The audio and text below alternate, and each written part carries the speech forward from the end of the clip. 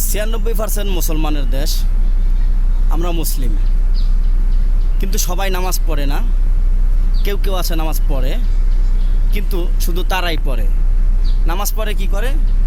হয় মসজিদে বসে থাকে, না হয় রাস্তায় রাস্তায় ঘুরে গল্পগুজবে মগ্ন থাকে, অথচ বাড়িতে যায় না। সে যদি বাড়িতে গিয়ে বাড়ির কাজে একটু সহযোগিতা করে, তাহলে তার স্ত্রী, তার বোন, তার মা সঠিক সময়ে নামাজটা পড়তে পারে। তো সবার প্রতি অনুরোধ থাকবে যে নামাজ শেষ আমরা মসজিদ থেকে চলে যাব, রাস্তাঘাটে না থেকে বাসায় চলে যাব।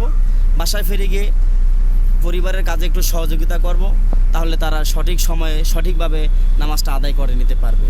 আর এটা হলো পারিবারিক সুন্নত। যদি আপনি পরিবারের কাজে সহযোগিতা করেন, তাহলে রাসূলুল্লাহ সাল্লাল্লাহু আলাইহি সাল্লামের একটা সুন্নত আদায় হলো, যেহেতু নামাজ নারী পুরুষ সবার জন্যই ফরজ। আল্লাহ সুবহানাহু ওয়া তাআলা বলেছে, ফাইজা কুদিয়াতিস সলাতু ফান্তাশিরু ফিল আরদি ওয়াবতাগু মিন ফাদলিল্লাহ, যে নামাজ শেষ করো, নামাজ সমাধা করার পরে তোমরা মাঠে ময়দানে ছড়িয়ে পড়ো।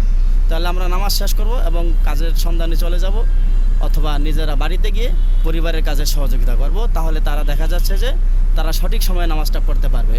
বেশিরভাগ নারীরাই সঠিক সময়ে নামাজ পড়তে পারে না, হয়তো বিভিন্ন কাজে তারা ব্যস্ত থাকে, বাচ্চা কাচ্চা নিয়ে তারা সময় পাচ্ছে না, সঠিক সময় নামাজের জন্য পড়তে পারে না। তো এই জন্য যাদের বাচ্চা কাচ্চা আছে, ছেলে মেয়ে আছে, আমরা কি করব?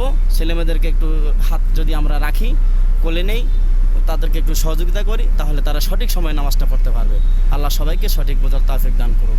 আবার কিছু কিছু বাইরে আছে, দেখা যাচ্ছে নামাজ পড়তে যায় মসজিদে, গিয়ে দেখে যে নামাজের জামাত শেষ হয়ে গেছে, আবার দ্বিতীয় জামাত হচ্ছে, 2-3 জনে 4-5 জনে জামাত করতেছে, তারা জামাতে শামিল হয় না, একা একা নামাজ পড়তে থাকে।